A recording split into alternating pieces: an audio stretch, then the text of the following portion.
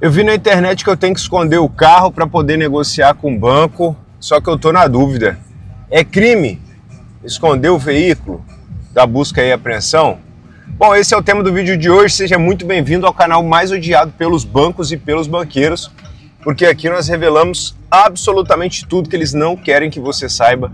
Seja muito bem-vindo ao canal Banco Aqui Não, e hoje a gente vai esclarecer essa dúvida, mas antes eu vou pedir para você clicar no sininho, se inscrever no canal e mandar esse vídeo para aquele seu amigo que tem um financiamento de veículo, para ele poder ficar ciente de todas as questões e principalmente se ele está cometendo crime, né? Porque crime é algo muito sério, é algo que tira a nossa sossego de qualquer pessoa. Então hoje a gente vai esclarecer essa dúvida, se é crime esconder o veículo da busca e apreensão. Mas antes a gente vai fazer um paralelo aqui, vai fazer algumas explicações para você entender alguns pontos. Quando a gente está dentro de um contrato, quando a gente está dentro de uma operação bancária, na verdade, a gente em muitos casos está diante de uma relação desigual, onde a balança ali ela está pesando sempre de forma desfavorável ao consumidor. Feito isso, dito isso, a gente tem que falar que algumas questões realizadas pelos bancos rotineiramente na praxe já colocam o consumidor em uma extrema desvantagem. Ah, Valdeci, me dá um exemplo disso.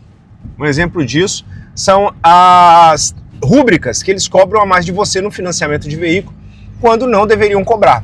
Porque, afinal de contas, se você está realizando um financiamento, você quer pura e simplesmente o dinheiro para poder comprar o veículo e não qualquer outro serviço além desse.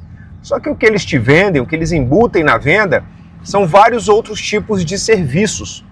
Serviços de abertura de conta, e aí, fazendo parênteses, na primeira vez eles podem cobrar, eles te cobram assistência, te cobram título de capitalização, te cobram seguros, te cobram uma série de questões dentro do seu contrato que eles não deveriam cobrar. São questões irregulares em muitos casos. Em muitos casos existe ali a própria questão da venda casada e por isso o contrato já é irregular. Fora isso, eles cobram de você, em muitos casos também, uma taxa maior do que deveriam cobrar. Então, tem a taxa de juros de mora, que é a taxa de atraso. Se você atrasou, juros de mora vai incidir sobre as parcelas e eles têm uma limitação legal de 1% ao mês, mas muitas financeiras aí, em especial, uma cobra 6%, 7% ao mês. Se você atrasar, significa dizer que você não vai conseguir regularizar mais.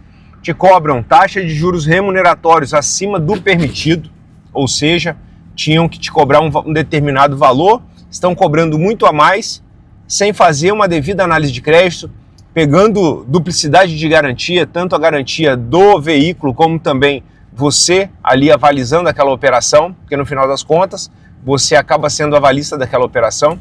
Então eles têm mais garantias, têm um perfil de risco reduzido do consumidor para poder realizar aquela tomada de crédito, mas no final das contas acabam te cobrando mais do que poderiam sem tomar essas cautelas. E aí você pode me perguntar, Valdeci, por que você está me explicando tudo isso? Porque em muitos casos, quando você deixa de pagar o contrato da instituição financeira, não é uma culpa só sua. Muito pelo contrário.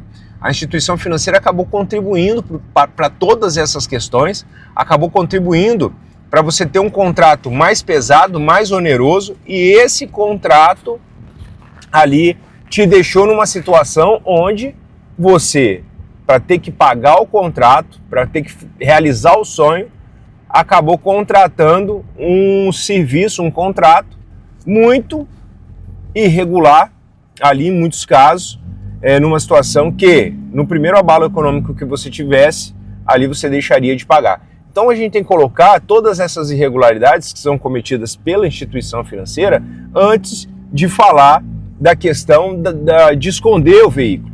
Por quê? Porque, volto a dizer, você ficou inadimplente ali em muitos casos por uma situação que foi ali colocada, que foi iniciada pela instituição financeira. E dessa forma o peso não pode recair sobre os seus ombros. Aí a gente vem para a questão de esconder o veículo. Eu não estou aqui fazendo apologia nem orientando você a esconder o veículo. Mas o veículo, dentro do contrato de alienação fiduciária, é o que garante o retorno do crédito, é o que dá maior garantia para o banco recuperar de volta o dinheiro que ele te emprestou. E no final do dia, esse dinheiro tem que ser pago, esse dinheiro tem que ser devolvido. Mas ele tem que ser devolvido de forma justa, de forma correta. Você não pode pagar nada além do que você contratou. Você não pode pagar coisas a mais. Você não pode pagar porque o dinheiro no Brasil ele já é muito caro. Você conseguir dinheiro no Brasil, você já vai gastar muito. Você já vai pagar muito caro por esse dinheiro.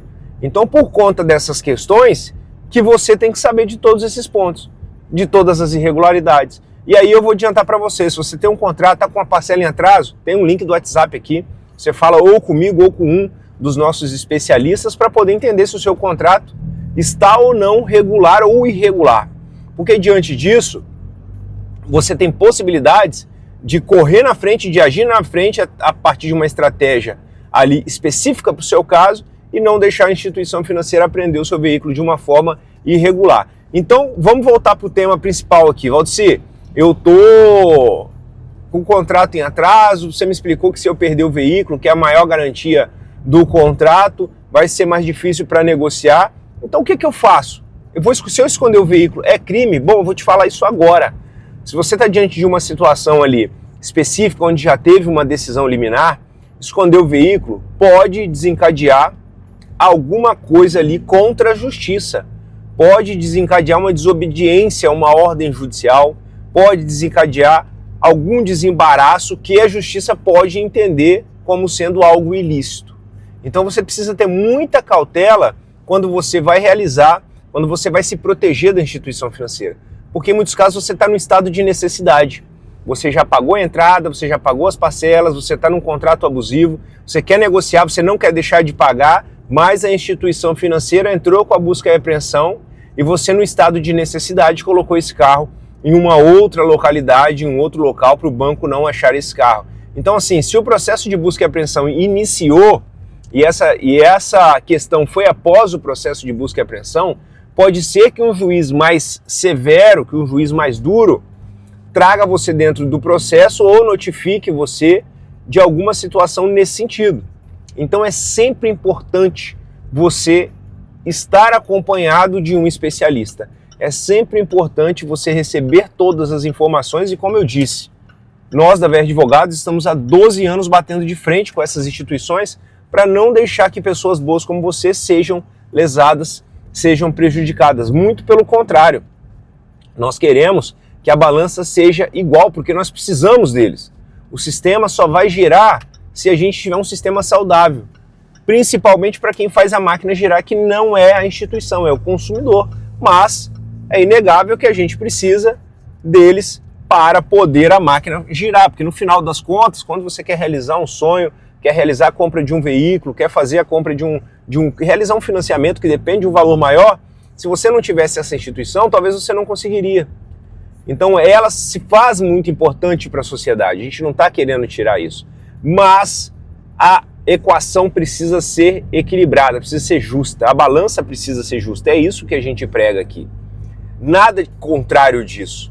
Então quando você está nesse estado de necessidade, é sempre válido, quando você está atrasando a parcela, quando você sabe que vai atrasar, para você não ter todo esse prejuízo, perder o seu veículo, perder o tempo que você investiu para trabalhar, para pagar a parcela, para dar entrada nele, o outro veículo que você talvez já tinha quitado, que você deu de entrada nele, ou esse veículo serve para gerar receita na sua empresa. Então, quando você está diante de uma situação dessa, você tem que saber que há medidas alternativas para você não chegar nessa extremidade. Por isso eu estou deixando o link do WhatsApp aqui, para você falar ou comigo ou com um dos nossos especialistas, para justamente não deixar que chegue nesse ponto, para você receber a melhor orientação possível, porque a gente entende a importância de um veículo, seja na vida das pessoas físicas, seja na vida de uma empresa que depende de gerar receita, né, de gerar resultado a partir daquele veículo. Então tem muitas situações irregulares que o banco comete e fica elas por elas, mas fica elas por elas porque o consumidor não age. Então você não pode deixar para lá. Tudo que eu falei aqui, venda casada, situações que eles não deveriam cobrar de você e cobraram, taxa de juro maior, tudo isso é regular. E quando o consumidor quer se defender, vem uma pá de situações, todo mundo jogando pedra, todo mundo falando uma série de situações. Então, assim, você precisa saber que você tem possibilidades, tem mecanismos de defesa e você não precisa ficar um refém dessa situação. O que você não pode é ficar inerte. Se você ficar inerte, possivelmente você vai ficar prejudicado. Então, se esse vídeo fez sentido para você, clica no sininho, se inscreve no canal, manda ele para as pessoas, para elas terem ciência, terem dimensão do que pode e do que não pode, para elas não serem mais uma vítima, mais um refém aí da falta de informação e deixando a instituição financeira se enriquecendo em detrimento próprio. Beleza? Conta sempre com a VR Banco. Aqui não, hein?